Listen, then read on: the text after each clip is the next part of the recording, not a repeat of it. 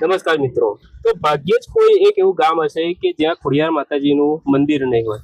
મિત્રો, ખોડિયાર માતાજી ગુજરાતની અતિ પ્રસિદ્ધ લોકદેવી તરીકે પૂજાય છે। અને મિત્રો, ખોડિયાર માતાજી જે છે એ શક્તિ, ભક્તિ અને ન્યાયની પ્રતિમૂર્તિ તરીકે પણ પૂજાય છે। મિત્રો, આજના વિડીયોની અંદર ખોડિયાર માતાજીના એક એવા મંદિર વિશેની વાત કરીશું જે વર્ષો જૂનો ઇતિહાસ ધરાવે છે। અને અહીંયા જે માતાજીની મૂર્તિ છે, જે પ્રતિમા જે છે એ કૂવામાંથી નીકળી હતી એવું કહેવામાં આવે છે। તો મિત્રો, વિડીયોની અંદર બન્યા રહેજો।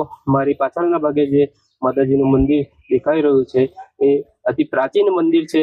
અને આ મંદિર જે છે એ એક મૂર્તિ કે જે કૂવામાંથી માતાજી નીકળી હતી એવા ઇતિહાસ સાથે જોડાયેલું છે। તો મિત્રો, આજના વિડીયોની અંદર હું તમને ખોડિયાર માતાજીના આ મંદિર વિશેની વાત કરીશ।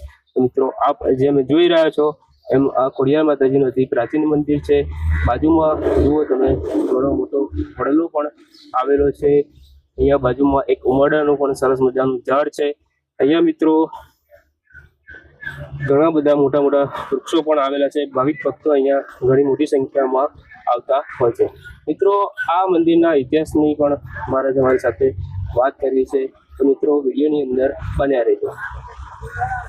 તો મિત્રો, મેં તમને કહ્યું એમ કે હું તમને આ જે મંદિર છે એના ઇતિહાસની પણ વાત જણાવીશ। તો મિત્રો, અત્યારે આપણી પાસે રજનીભાઈ છે અને ઇતિહાસની આપણને વાત કરશે। આ મંદિર કઈ રીતે બન્યું હતું અને મંદિરની અંદર જે પ્રતિમા જે છે એ કૂવામાંથી નીકળી હતી એવું જાણવા મળ્યું હતું। તો એ વિશે શું કહેશો તમે? એટલે પેલો જે કૂવો બનાવેલો અહીંયા આગળ એમાંથી મૂર્તિ નીકળેલી, બરાબર। પછી તો નાની એક ડેરી કરેલી રોડ વચ્ચે, હો બરાબર। પછી રોડ પછી આ બાજુ આવી ગઈ, બરાબર। રોડ વાળાએ આ મંદિર કર્યું। બરાબર બરાબર। એટલે આપણે જે માતાજીની અંદર પ્રતિમા જે છે એ કૂવામાંથી નીકળેલી, કૂવામાંથી નીકળે। ઓકે। અને તો 7 બહેનો છે ને, એ ભાઈ ફોટો છે જેમ, હા, એટલે જ મેં લઈને ખોડિયાર જોડીને, સમજ્યા તમે? બરાબર બરાબર બરાબર। 7 બહેનોની એક જ ભેગી પ્રતિમા છે। હા, બરાબર।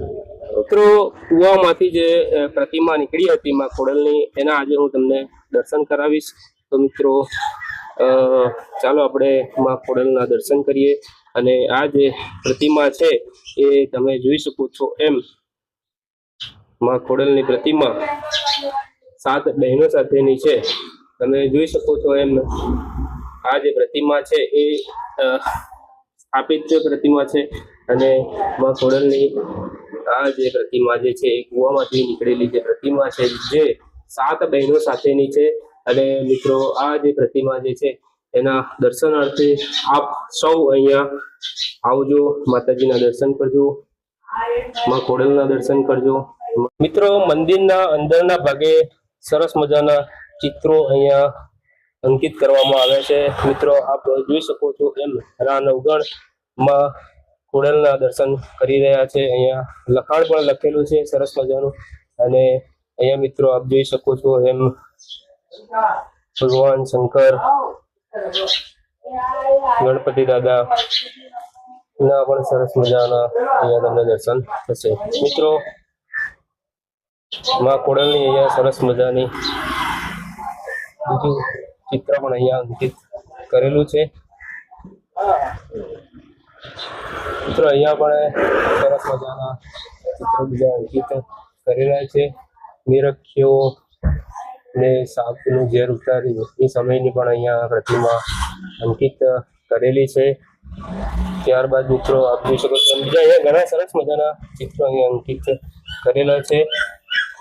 ભાવનગરના રાજાનું જે વચન હતું એ ચિત્ર પણ અહીંયા તમને જોવા મળશે। તો મિત્રો, આ સરસ મજાનું માં ખોડલનું મંદિર છે, અહીંયા તમે આવી શકો છો। મિત્રો, અહીંયા ભાતીજી મહારાજનું પણ એક નાનકડું મંદિર આવેલું છે। તો અહીંયા તમને ભાતીજી મહારાજના પણ દર્શન થશે। અને માં ખોડલ તો અહીંયા સાક્ષાત હાજરા હાજર હોય એમ તમને અહીંયા પ્રતીત થશે।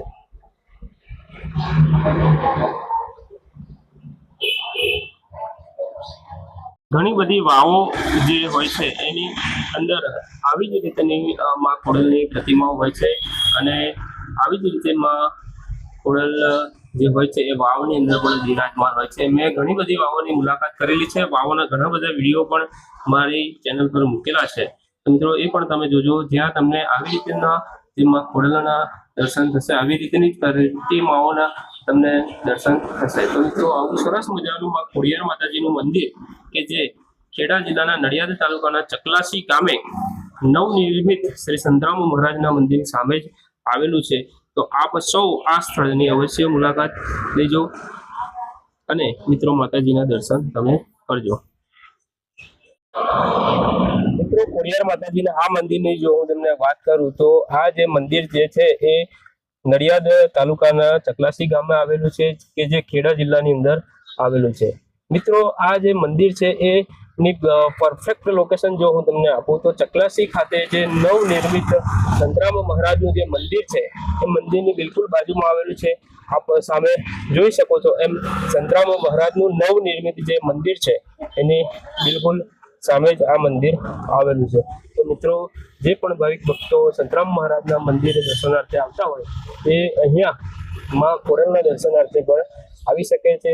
અહીંયા તમામ પ્રકારની સુવિધાઓ ઉપલબ્ધ છે. અહીંયા બેસવા માટેના સરસ મજાના બાંકડા છે, વૃક્ષો છે, બ્લોક પણ લગાવેલા છે. તો મિત્રો અહીંયા સરસ મજાની સુવિધાવાળું માં ખોડલનું મંદિર આવેલું છે. તો તમે આ સ્થળે અવશ્ય મુલાકાત લઈ શકો છો. આપ જોઈ રહ્યા છો એમ અહીંયા પીપળાનું પણ ઝાડ આવેલું છે, ઘોડાનું પણ ઝાડ આવેલું છે. અગાઉ મેં જણાવ્યું એમ અને માં ખોડલનું મંદિર સરસ મજાનું અહીંયા આપ જોઈ રહ્યા છો. મિત્રો તમારે આ સ્થળે પહોંચવા માટે કોઈ અડચણ તમને આવશે નહીં, કારણ કે આ જે મંદિર છે એ બિલકુલ રોડ ઉપર જ આવેલું છે. તમે જોઈ શકો છો એમ આ રોડ છે અને રોડની બાજુમાં જ આ મંદિર આવેલું છે. ખોડિયાર માતાજીનું મંદિર છે એની સામે જ બિલકુલ બીજું પણ ખોડિયાર માતાજીનું મંદિર આવેલું છે. આપ જોઈ શકો છો એમ આ બીજું માં ખોડલનું મંદિર છે અને અહીંયા પણ ખોડલ માતાજીની સ્થાપિત મૂર્તિ છે. બાજુની અંદર ગણેશ ભગવાનને બિરાજમાન કરેલા છે. આ બાજુ હનુમાનજી દાદા પણ બિરાજમાન છે. તો મિત્રો જ્યારે પણ આવશો તમે ત્યારે તમને બે ખોડિયાર માતાજી એક સાથે તમને અહીંયા જોવા મળશે. તો મિત્રો આવું સરસ મજાનું ખોડિયાર માતાજીનું મંદિર આવેલું છે. અહીંયા સવાર સાંજ એમ બે ટાઈમ એટલે કે બે વખત આરતી થતી હોય છે. તો આપ આ સ્થળે જ્યારે પણ આવો ત્યારે આરતીનો લાવો પણ તમે લઈ શકો છો. મેં જણાવ્યું એમ સંતરામ મહારાજનું જે નવનિર્મિત મંદિર છે એની બિલકુલ બાજુમાં જ આ ખોડિયાર માતાજીનું મંદિર આવેલું છે. તો આપ સૌ આ ઐતિહાસિક સ્થળની અવશ્ય મુલાકાત લેજો.